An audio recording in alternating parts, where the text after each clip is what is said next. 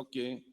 ನಮ್ಮ ಭಾರತದ ಏಕತೆ, ನಮ್ಮ ದೇಶದ ಇವತ್ತಿನ ದುಸ್ಥಿತಿ ಬಗ್ಗೆ ಗಂಭೀರವಾಗಿ ಚರ್ಚೆ ಮಾಡೋಂಥದ್ದು.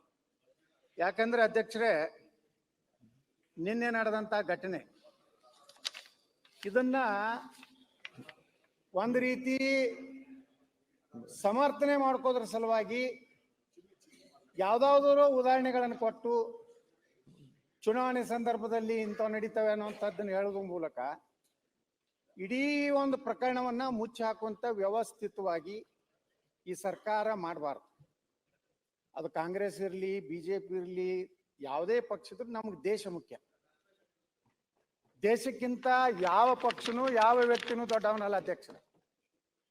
ಈ ದೇಶಕ್ಕೆ ಸ್ವಾತಂತ್ರ್ಯ ಸಿಗಬೇಕಾದ್ರೆ ಲಕ್ಷಾಂತರ ಜನರ ಬಲಿದಾನ ಇದೆ. ಏನೋ ಯಾರೋ ಒಬ್ರಿಬ್ಬರಿಂದ ಈ ದೇಶಕ್ಕೆ ಸ್ವಾತಂತ್ರ್ಯ ಸಿಕ್ಕಿಲ್ಲ ಅಧ್ಯಕ್ಷರೇ.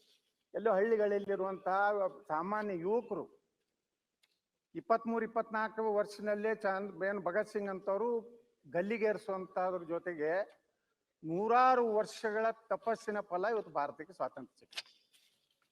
ನಂಬರ್ ಕಂಡಿದ್ದು ಇಂಥ ತುಂಡು ಭಾರತ ಅಲ್ಲ. ನಾವು ಕಂಡಂಥದ್ದು ಸಮಗ್ರ ಭಾರತ, ಅಖಂಡ ಭಾರತದ ಕನಸು ಕಲ್ಪನೆ ಹೊಂದಂತ ಸರ್ದಾರ್ ವಲ್ಲಭಭಾಯಿ ಪಟೇಲ್ ಅಂತವ್ರು ಕಂಡಂತ ಭಾರತ, ಭಾರತ ರತ್ನ ಡಾಕ್ಟರ್ ಬಾಬಾ ಸಾಹೇಬ್ ಅಂಬೇಡ್ಕರ್ ಅವ್ರು ಕಂಡಂತ ಭಾರತ ನಮ್ಗೆ ಸಿಗ್ಬೇಕಾಗಿತ್ತು. 1946ರಲ್ಲಿ ಡಾಕ್ಟರ್ ಬಾಬಾ ಸಾಹೇಬ್ ಅಂಬೇಡ್ಕರ್ ಅವ್ರು ಹೇಳ್ತಾರೆ, ಭಾರತ ಮತ್ತು ಪಾಕಿಸ್ತಾನ ಒಡೆಯೋದಕ್ಕೆ ಅವರು ಒಪ್ಪುದಿಲ್ಲ. ಬಾಬಾ ಸಾಹೇಬ್ ಅಂಬೇಡ್ಕರ್ ಅವ್ರ ಥಾಟ್ಸ್ ಆನ್ ಪಾಕಿಸ್ತಾನ ಅನ್ನುವಂಥ ಒಂದು ಪುಸ್ತಕದಲ್ಲಿ ಬಹಳ ಸ್ಪಷ್ಟವಾಗಿ ಹೇಳ್ತಾರೆ, ನನ್ನ ಆತ್ಮ ಯಾವಾಗಲೂ ಭಾರತವನ್ನ ಒಡೆಯುವಂತ ವಿಚಾರಕ್ಕೆ ನಾನು ವಿರೋಧಿಯಾಗಿದ್ದೇನೆ. ಅನಿವಾರ್ಯತೆ ಇವತ್ತು ದೇಶದ ಮುಂದೆ ಇದ್ರೆ ಬಾಬಾ ಸಾಹೇಬ್ ಅಂಬೇಡ್ಕರ್ ಅವರ ಶಬ್ದಗಳಲ್ಲಿ ಇದರಲ್ಲೇನು ನಾನು ಕೂಡಿಸಿಲ್ಲ. ಭಾರತ ವಿಭಜನೆ ಮಾಡೋದಾದಲ್ಲಿ ಇಲ್ಲಿರುವ ಮುಸ್ಲಿಮರನ್ನು ಪಾಕಿಸ್ತಾನಕ್ಕೆ ಕಳಿಸ್ಬೇಕು, ಅಲ್ಲಿರುವ ಹಿಂದೂಗಳು ಮತ್ತು ದಲಿತ ಸಮುದಾಯದ ಎಲ್ಲ ಬಾಂಧವರನ್ನ ಭಾರತಕ್ಕೆ ಕರೆಸಬೇಕು.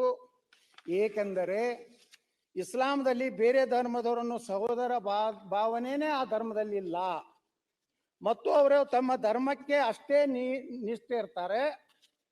ಅವರಿಗೆ ದೇಶ, ಧರ್ಮ, ಬೇರೆ ಧರ್ಮ ಅವ್ರ ಬಗ್ಗೆ ನಿಷ್ಠೆ ಇರುವುದಿಲ್ಲ. ಒಂದಿಲ್ಲ ಒಂದು ದಿವಸ ಈ ರೀತಿಯ ಘಟನೆಗಳು ಈ ದೇಶದಲ್ಲಿ ಆಗ್ತಾವನ್ನೋಂಥದ್ದು ಭಾರತ ರತ್ನ ಡಾಕ್ಟರ್ ಬಾಬಾ ಸಾಹೇಬ್ ಅಂಬೇಡ್ಕರ್ ಹೇಳಿದ್ದು. ಇವತ್ತು ದೇಶದಲ್ಲಿ ಏನ್ ನಡೀತಾ ಇದೆ ಅಧ್ಯಕ್ಷರೇ, ಪಾಕಿಸ್ತಾನದ ಪರವಾಗಿ ಘೋಷಣೆ ಕೊಡ್ತಾರೆ, ಪಾಕಿಸ್ತಾನದ ಧ್ವಜ ಹಾರಿಸ್ತಾರೆ, ಯಾವ ದೇಶದ ಅನ್ನ ತಿಂತಾರೆ, ಯಾವ ದೇಶದ ಗಾಳಿ ಸೇವಿಸ್ತಾರೆ, ಯಾವ ದೇಶಕ್ಕೆ ನಿಷ್ಠೆ ಇರಬೇಕು ಅದನ್ನು ಬಿಟ್ಟು ತಾಯ್ಗಂಡ್ರು ಈ ದೇಶದ ಅನ್ನ ತಿಂದು ಈ ದೇಶದಲ್ಲಿ ಇದ್ದು ಪಾಕಿಸ್ತಾನ ಪರವಾಗಿ ಹೇಳ್ತಾರಲ್ಲ, ಇಂಥವ್ರಿಗೆ ಕಠಿಣ ಶಿಕ್ಷೆ ಯಾವ ಪಕ್ಷ ಇರಲಿ ಆಗ್ಬೇಕು. ಅದ್ರ ಬಗ್ಗೆ ಬಜರಂಗ ದಳದ ಯಾವುದೋ ಒಂದು ಅವರ ಕ್ಷೇತ್ರದ ಶೃಂಗೇರಿ ನೋಡಿ, ನಾವು ಸಮರ್ಥನೆ ಯಾವುದು ಮಾಡ್ಕೋದಿಲ್ಲ. ಅವ ಹಿಂದೂ ಇರಲಿ, ಮುಸ್ಲಿಂ ಇರಲಿ, ಕ್ರಿಶ್ಚಿಯನ್ ಇರಲಿ, ಯಾವನೇ ದೇಶ ವಿರುದ್ಧ ಇದ್ರೆ ಅವನು ತಾಯ್ಗಂಡ ಅವನನ್ನು ಶಿಕ್ಷೆ ಕೊಡ್ಬೇಕು ಅನ್ನುವಂಥದ್ದೇ ನಮ್ಮ ಮೊದಲ ಆದ್ಯತೆ. ನಾವು ಯಾವುದೇ ಈ ರೀತಿ ರೆಡ್ಡಿ ಸಾಹೇಬ್ರ ಸುಮ್ಕೊಂಡ್ರಿ, ಸುಮ್ಕೊಂಡ್ರಿ. ಇವ್ರು ಬರೀ ಆರ್ಥಿಕತೆ ಅಂತ ಮಾಡ್ಯಾರ. ಇವ್ರೇನ ಸಂವಿಧಾನದ ಏನು ಬಹಳ ದೊಡ್ಡ ಎಕ್ಸ್ಪರ್ಟ್ ಏನಲ್ಲ. ಇವ್ರೇನ್ ಸಂವಿಧಾನ ಶಿಲ್ಪಿ ಹೇಳಿದ್ದಾರೆ. ಅಧ್ಯಕ್ಷರೇ, ನನಗೆ ಮಾತಾಡ್ಲಿಕ್ಕೆ ತಾವು ಅವಕಾಶ ಕೊಟ್ಟಿದ್ದೀರಿ. ನಾನು ಯಾರು ದೇಶದ ಅನ್ನ ತಿಂದು, ಯಾರು ಈ ದೇಶದ ನೀರು ಗಾಳಿ ಕುಡಿದು ಈ ದೇಶದ ವಿರುದ್ಧ ಪಾಕಿಸ್ತಾನ ಪರವಾಗಿ ಘೋಷಣೆ ಕೊಡ್ತಾರಲ್ಲ, ಅವರೆಲ್ಲ ತಾಯ್ಗೊಂಡ್ರು. ಅವರೆಲ್ಲ ನಮ್ಮ ಕರಾಮಿಗಳನ್ನ ಬಹಳ ಸ್ಪಷ್ಟವಾಗಿ ಟೆನ್ಷನ್. ಈಗ ನಿಮ್ಗೆ ಏನ್ ಟೆನ್ಷನ್? ನಿನಗೆ ಟೆನ್ಷನ್? ಪಾಕಿಸ್ತಾನ ಪರ ಅದು ನಾನು ನೋಡ್ತೇನೆ. ಅಧ್ಯಕ್ಷರಿದ್ದಾರೆ ಹೇಳಿ, ಪಾಕಿಸ್ತಾನ ಪರ ಜಾಸ್ತಿ ಹೇಳಿ. ನೀವು ಸುಮ್ಮನೆ ಕೂತ್ಕೊಳ್ಳಿ, ಈಗ ಸುಮ್ಮನೆ ಮಾತಾಡಿ. ಅವರು ಪಾಕಿಸ್ತಾನ ಪರವಾಗಿ ಹೇಳಿದ್ದಾರೆ, ಅವ್ರಿಗೆ ಹೇಳಿದ್ದಾರೆ. ನಿಮ್ಗೆ ಏನ್ ಭಾರತದ ಕೂತ್ಕೊಳ್ಳಿ ಈಗ. ನಾವು ಅಧ್ಯಕ್ಷರೇ, ನಾವು ಕಾಂಗ್ರೆಸ್ಗೆ ಬೈದಲ್ಲ, ನಾವು ಮುಖ್ಯಮಂತ್ರಿಗೆ ಬೈದಲ್ಲ. ಯಾರು ದೇಶದ ವಿರುದ್ಧ ಈ ರೀತಿ ಮತ್ತೆ ಏನ್ರಿ ಅವ್ರು? ಅವರು ಪಾಕಿಸ್ತಾನದ ಮತ್ತೆ ಏನ್ ಕರಿಬೇಕು? ಪರವಾಗಿದ್ದವರಿಗೆ ಏನ್ ಬೇಕಾದ್ರು ಹೇಳಿ, ಅದನ್ನ ನಾನು ಒಪ್ಪಿಗೆ ಕೊಡ್ತೇನೆ. ಮುತ್ತೈದೆ ಮಕ್ಕಳು ಅಂತ ಕರಿಬೇಕಾ? ಏನ ಅವ್ರು ಮುತ್ತೈದೆ ಮಕ್ಕಳು, ಅವ್ರು ಮೈ ಬ್ರದರ್ಸ್ ಅನ್ಬೇಕಾ? ಏನ್ರಿ ಅಧ್ಯಕ್ಷರೇ, ಇವತ್ತು ನಮ್ಮ ದೇಶ ಇವತ್ತು ಪಾಕಿಸ್ತಾನದ ಪರವಾಗಿ ಇವತ್ತು ಬಹಳ ಘಟನೆಗಳಾಗ್ತಾ ಇದೆ. ನಾ ಮುಖ್ಯಮಂತ್ರಿಗಳಲ್ಲಿ ವಿನಂತಿ ಮಾಡ್ಕೋತೀನಿ, ಅಧಿಕಾರ ಬರ್ತದೆ ಹೋಗ್ತದೆ, ಯಾರು ಮುಖ್ಯಮಂತ್ರಿ ಆಗ್ತಾರೋ ಯಾರು ಇರುವುದಿಲ್ಲೋ ಅದು ಜನರ ಕೈಯಾಗಿದೆ. ಆದ್ರೂ ಒಂದು ಮಾತ್ರ, ಯಾವುದೇ ಪಕ್ಷ ಬರಲಿ, ದೇಶ ವಿರೋಧಿ ಚಟುವಟಿಕೆ ನಡೆದಾಗ ನಿರ್ದಾಕ್ಷಿಣ್ಯವಾಗಿ, ಇಲ್ಲಾಂದ್ರೆ ನೋಡ್ರಿ ನಿಮ್ಮನ್ನ ಬಿಟ್ಟು ಅವ್ರು ಓಟ್ ಹಾಕೋರ ಯಾರಿಗೆ ಬಿಜೆಪಿಗೆ ಹಾಕ್ತಾರ? ಸ್ವಲ್ಪ ಸ್ವಲ್ಪ ಕುಮಾರಣ್ಣಗೆ ಹಾಕ್ತಿದ್ರು, ಅವ್ರ ಕಡೆ ನಮ್ಮ ಕಡೆ ಬಂದ್ಮ್ಯಾಗ ಅವ್ರಿಗೂ ಆಯ್ತು, ಈಗ ರಾಜ್ಯಕ್ಕೆ ಬೇಡ, ಮತ್ತೆ ಬನ್ನಿ ಟು ದಿ ಪಾಯಿಂಟ್. ಎಲ್ಲ ಸಾಲಿಡ್ ಓಟ್ ನಿಮ್ಗೆ ಅದಾವ. ಆದ್ರೆ ಪ್ಯಾರಾಗ್ರಾಫ್ ಎಲ್ಲ ನೀವು ಕರೆಕ್ಟ್ ಅಧ್ಯಕ್ಷರೇ, ಅದೇ ರೀತಿ ಬರ್ಲಿ. ಅಧ್ಯಕ್ಷರೇ,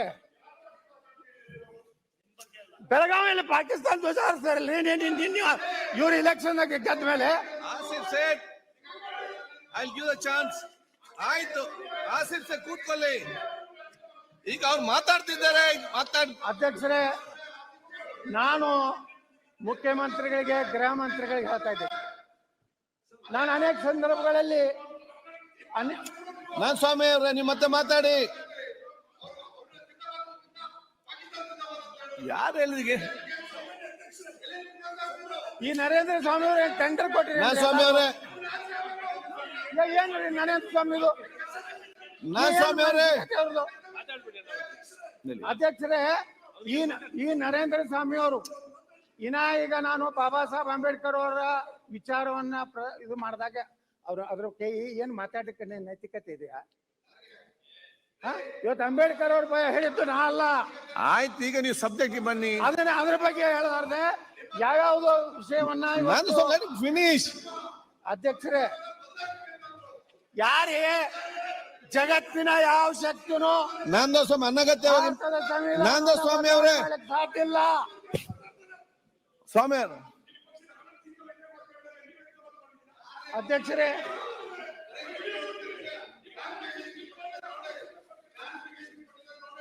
ಆಯ್ತು, ನಂದ ಸ್ವಾಮಿ ಅವರೇ,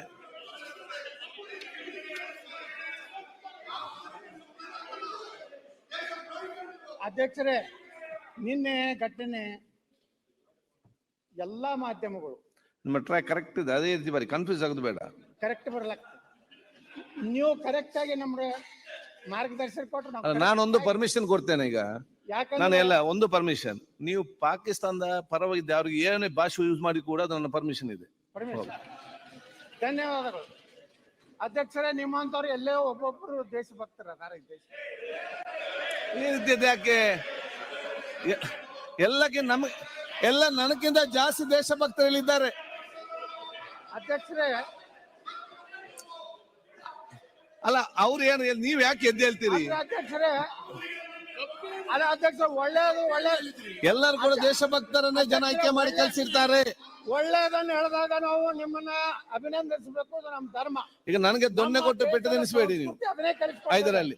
ನನ್ನ ಬಿಟ್ಟು ನನ್ನಷ್ಟೇ, ನೀವು ಬೇಗ ಮಾತಾಡಿ ಮುಗಿಸಿ, ನಾವು ಈ ಒಂದು ಬಗ್ಗೆ ಮತ್ತೆ ಚರ್ಚೆ ಮಾಡುವ. ಕೂತ್ಕೊಳ್ಳಿ. ಅಧ್ಯಕ್ಷರೇ, ಅಲ್ಲ ನಮ್ಮ